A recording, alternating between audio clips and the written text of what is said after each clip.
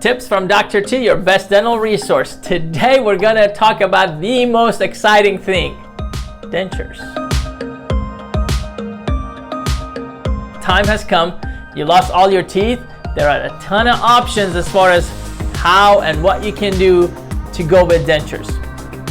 First and easiest, straightforward, and the least costly is you have all your teeth taken out and you get dentures. How does that work? You usually go to your dentist, you do a consult with them, they go over the options of immediate denture and regular denture, and then you start the process. The way it works is the first appointment is getting the records done. So they get the models of your teeth. Usually about 1 to 2 weeks after that, you go in and you have all your teeth taken out and deliver your dentures. That's called immediate denture. Immediate denture have problems because over time your gums will shrink, and as your gums and bones shrink, that denture does not fit very well. So initially it fits okay. It's gonna have some sore spots. Usually the first 2 to 6 or 8 weeks you're gonna have sore spots. You go in every week or so, have it fixed. Then once you get about 12 weeks, you're gonna go to your dentist and be like, these are too big for my mouth. What's going on? Well, because everything's shrunk down and the denture feels too big. You gotta hang on. You probably wanna do a reline on it, 1 or 2 relines to get to roughly about 6 months. And that's when you need your second set of dentures that you can use, and they're gonna fit a lot better. They're gonna be tighter around your gums and they won't be as loose as the first set. Next type of dentures are dentures that are attached to implants. Those fall into 2 categories. One is Snap-On dentures. That means you click the denture in, click the denture out. The next option is screw retain, commonly known as all-on-4. What that means is the implants are in your mouth, the denture goes over it and screws in and stays in. You cannot put it in and take it out. It's personal preference most of the time. Sometimes patients come in and they're like, I don't want my spouse to know I have dentures. Believe it or not, it happens a lot, and they just are secured in and they don't have to come out. The other option is a Snap-On, which means patients get to take them out at night, brush everything around it, and put them in. Now let's dig into both these options. I like to start with showing you some pictures, kind of make sure you understand what they look like and what they are, and then we talk about pros and cons of each and go dig deeper into each one. Let's talk about Snap-On denture. That's the first one, which is the one that you put in and take out Snap-On. There are 2 different attachments that are in there. You have your implants that are in the bone. You have your attachment that could be ball clasp or ball looking, circular. And then you have the one that's called Zest attachment. It's gold color and it has a different design to it than the ball color shape. The attachment actually screws into the implant and sits a little bit above the gum line. And then inside of your denture, you have these little housings that actually are glued in and they stay inside your denture.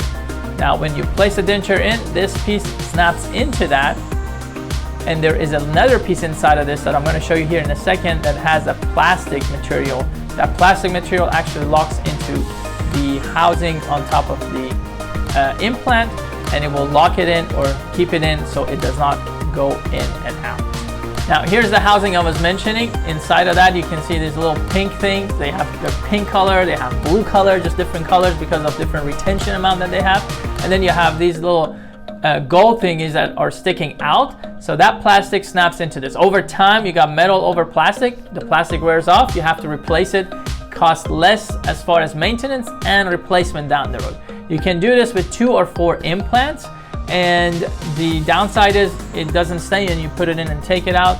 The pro is you can take it out and actually you can clean around the implants really nicely and you don't have to worry about any other problems. Now let's look at another picture, because the number of implants determine the design of your upper denture for Snap-On, and we need to go over that because that is super important. All right, let's look at this Snap-On 4 implants.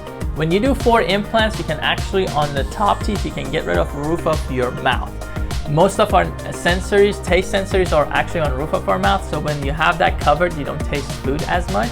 So if you want to taste food and enjoy food, you definitely need 4 implants on top, and then you can get rid of the roof of the mouth area. This way you can taste food better. This is a lower denture, I know, but I just wanted to mention that because that is super important if you're planning on being able to still taste food. One other variety of Snap-On is actually Snap-On with a bar on it.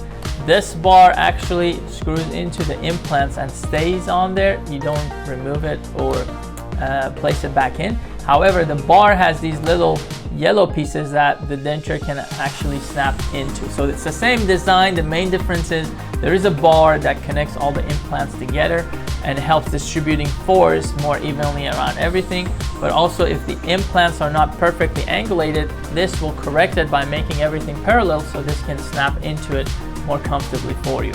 So that's another variation. It's still Snap-On denture, but has a bar, titanium bar, that you have to pay extra in order to get that. One additional thing that we need to mention about Snap-On is mesh metal network. Sometimes the implants that we have on the upper or lower, they can put excessive force on these dentures and snap right in the middle. If that happens, we can actually reinforce it with a metal piece that would prevent fracture.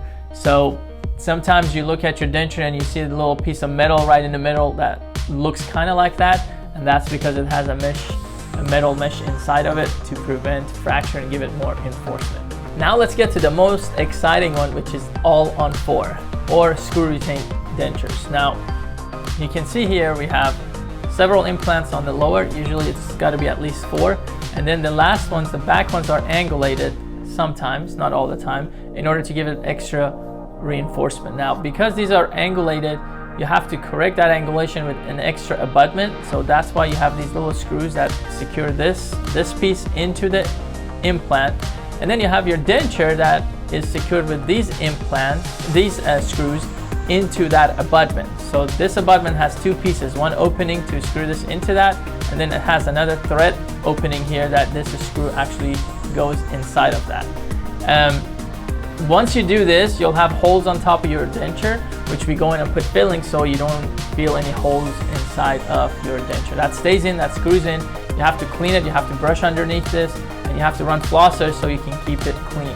It's super difficult to keep it clean. You have to come every 6 months to have these removed, and it's a must to change these screws once a year at least, because they can strip and they can break, and that's another miss in order to fix it and maintain it. So they cost more than Snap-On, however they cost more to maintain as well. It's kind of like you buy Mercedes that you pay more money for it, and it's going to cost you more money to maintain it as well. It's just the same thing with your teeth. You spend more, you got to spend more as well to maintain it. Now, one of the major things about screw retain that's the best option out there as far as keeping the implants and keeping the denture in.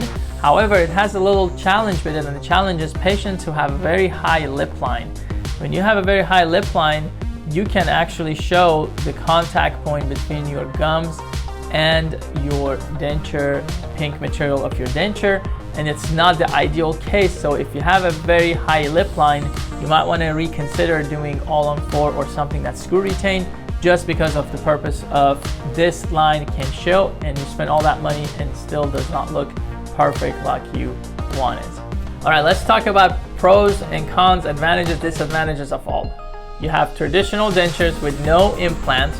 You have to use glue or plan on using glue in order to keep it in, and that's your traditional no implants. When you go into implant area, you have Snap-On and you have all-on-4. Pros and cons: all-on-4, the good thing about it is it stays always in. You don't have to worry about taking it out. Snap-On, you have to put it in and take it out. That's some people, they like it, it's actually pros, but some people it's actually cons because they hate it and they want to have something that stays in. As far as maintenance, Snap-On is going to cost you less to maintain. All-on-4 is going to cost you more to maintain. As far as cleaning, it's easier to clean Snap-On because you take it out and you clean everything underneath it. As far as all-on-4, you have to make sure you go to your dentist to clean everything underneath it, because no matter how good you do, you're still gonna have some food that's gonna be trapped underneath that and you can't get it clean. With the Snap-On, with the all-on-4, because everything is connected under one solid unit, the forces are distributed. So based on the research, implants can last longer on the all-on-4 versus the Snap-On. They are, because the forces can be uneven depending on if you grind your teeth one side more than the other, they do have 10 maybe of 1 or 2 implants failing over time. The Snap-On, you can actually do it with less implants, On all on 4, you have to do minimum of 4, and you can actually have more implants than 4, 5, or 6 if you need to. I think that will pretty much wraps up all the pros and cons of Snap-On versus all on 4 and regular dentures. I hope this helps you making decision and deciding on this journey you're gonna go for having a healthier mouth and beautiful smile.